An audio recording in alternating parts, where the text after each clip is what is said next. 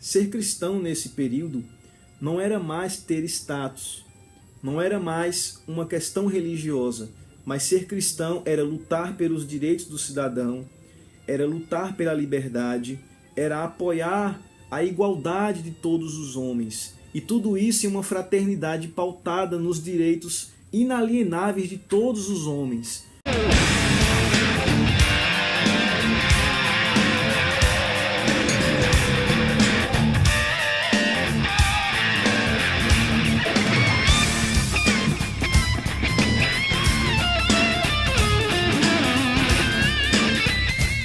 E aí pessoal, tudo bem com vocês?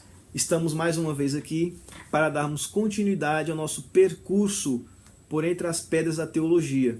E esta semana eu fiquei muito contente porque um amigo meu de sala de aula, o meu querido irmão e futuro pastor Abzair, ele sugeriu um tema muito bacana, que é o que significa ser cristão.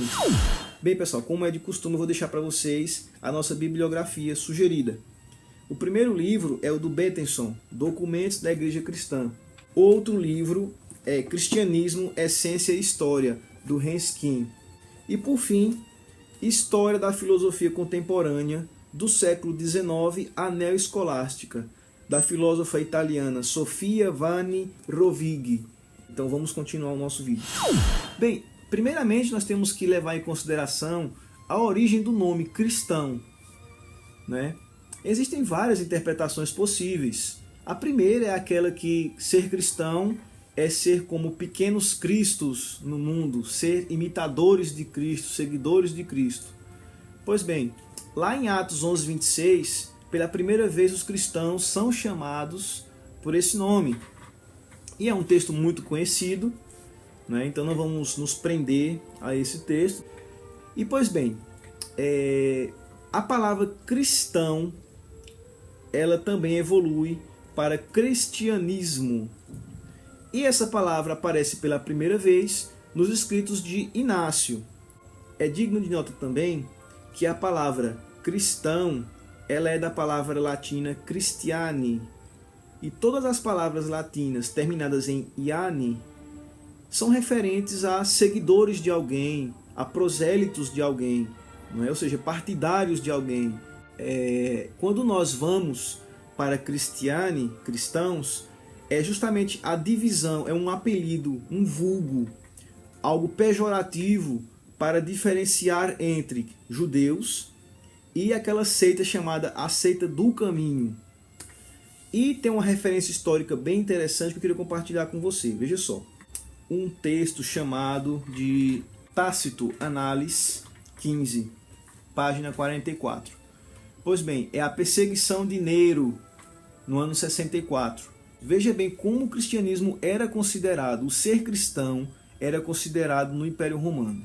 Reprimida durante algum tempo, essa superstição perniciosa voltou a brotar, já não apenas na Judéia, seu berço, mas na própria Roma.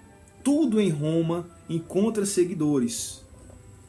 Acrescente-se que, uma vez condenados à morte, eles se tornaram objetos de diversão. Alguns, costurados em peles de animais, expiravam despedaçados por cachorros, outros morriam crucificados, outros ainda eram transformados em tochas vivas para iluminar a noite. E ainda acrescenta que essas pessoas, elas foram acusadas do incêndio de Roma e de serem o opróbrio do gênero humano.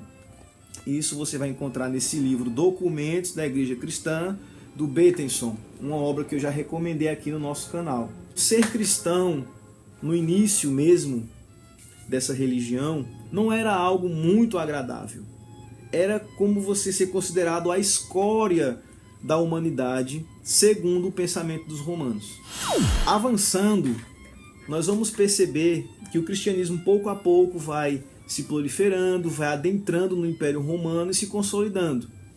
E no ano de 1054, após alguns concílios, surge o cisma da Igreja do Ocidente e a Igreja do Oriente. E essas igrejas se dividem. E nós temos no Ocidente a Igreja Católica Romana e no Oriente a Igreja Católica Ortodoxa. no ano de 1054, eles se dividiram justamente pela questão filioque. Ou seja, não é que foi somente a questão filioque que dividiu eles, mas esse foi o ápice. A Igreja Católica aceitava que o Espírito Santo ele vinha de Deus e do Filho, e a Igreja Ortodoxa era contrária a essa visão. E o outro cisma é chamado cisma protestante, que é do ano de 1517. Especificamente em Martinho Lutero, começa-se a Reforma Protestante. E no ano de 1529, os príncipes alemães que apoiaram essa causa, eles foram chamados de protestantes. Nesse período, ser cristão não era mais ser a escória do mundo. Esse termo vai avançando, e na época da Reforma, ser cristão, por um lado, era ser ou fundamentalista e permanecer no catolicismo, ou você ser secularizado e ser protestante.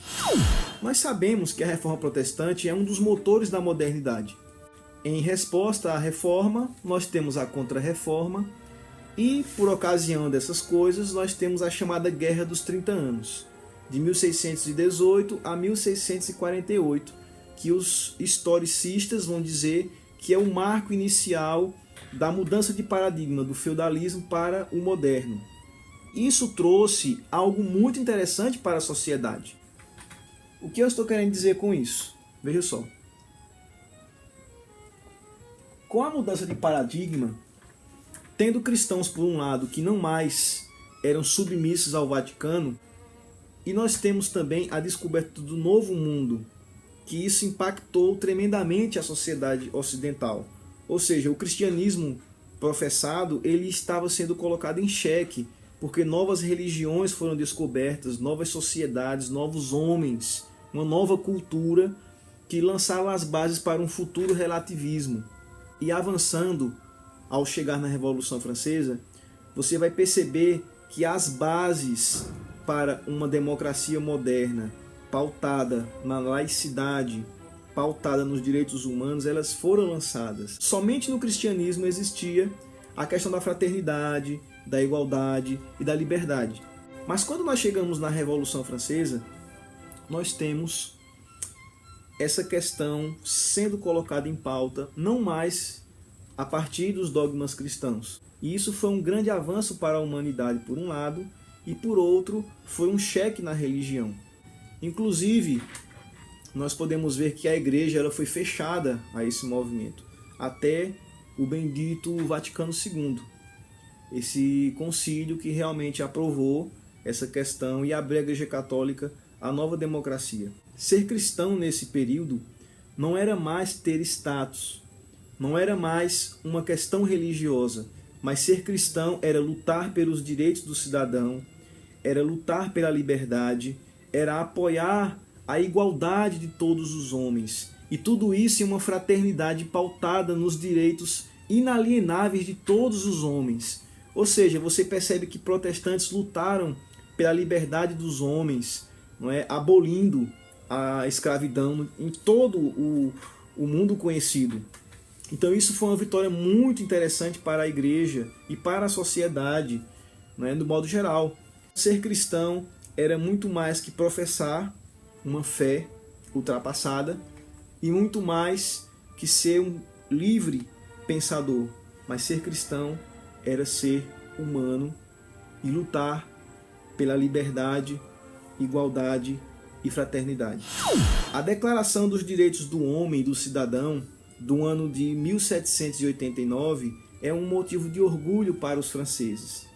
E basicamente baseado no modelo americano do general Lafayette e de Thomas Jefferson, a Carta da Democracia Moderna vai dizer o seguinte: os homens nascem e vivem livres e iguais em direito.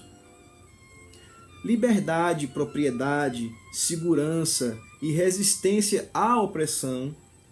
A liberdade consiste no poder fazer tudo aquilo que não fere a outros.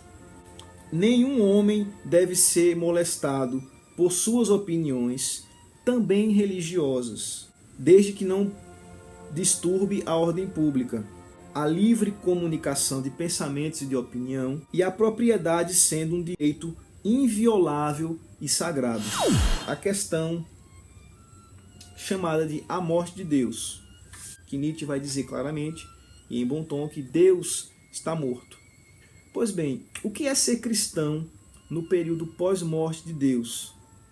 Nesse período chamado pela filosofia de um período de pós-morte de Deus, é um período que leva qualquer ser humano ao relativismo, que é fruto do niilismo. Ou seja, acabando com as bases da religião, especificamente do cristianismo, que é a crença em Deus, você leva as bases dessa sociedade, as bases que Nietzsche defende do além-homem, do super-homem, para o nada, ou seja, do partir do zero para refazer a sociedade.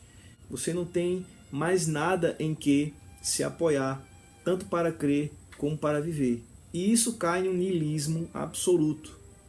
E isso tem sido o tendão de Aquiles da religião hoje, do cristianismo principalmente, porque muitas pessoas não entendem esse período que nós estamos vivendo. Isso nos faz pensar o que é ser cristão nesse período. Por fim, o cristão e a onda fundamentalista e a onda de intolerância. O que eu estou querendo dizer com isso? Veja só. Nós estamos vivendo um período onde laicidade confunde-se com descartar aquilo que é cristão especificamente da sociedade. E o que significaria ser cristão hoje? Será que ser cristão é você fazer parte de uma bancada ou você chutar o pau da barraca e ir para o outro front e dizer que tem que se seguir uma sociedade totalmente livre e liberal desses conceitos do passado? Bem, Hans Kim, no seu livro, ele apresenta algo muito interessante. O que é o elemento fundamental do cristianismo? É Jesus Cristo. Jesus Cristo, ele é a verdade do cristianismo. Ele é o alimento do cristianismo. Ele é a luz, ele é a porta, ele é o caminho. E Jesus Cristo é o próprio pastor do cristianismo. Pois bem, então esse é o caminho a ser seguido. Jesus Cristo, ele apresentou o modelo ideal de humanidade, o modelo de tolerância, o modelo de amor, de humildade, de serviço e de compaixão. Então, se nós queremos pensar no cristianismo hoje, não há como pensar sem ser pautado na figura de Jesus Cristo. Viver a sua humanidade, sociabilidade e religiosidade pautado no critério estabelecido por Cristo, mediante o Espírito Santo. Pessoal, estamos chegando ao final de mais uma reflexão. Não fica triste que na próxima semana nós nos veremos novamente. Antes que você esquece, deixa logo o seu like aqui embaixo do nosso vídeo, marca o sininho para que você sempre receba as atualizações e compartilhe o nosso trabalho. E na próxima semana nós nos veremos. Até lá!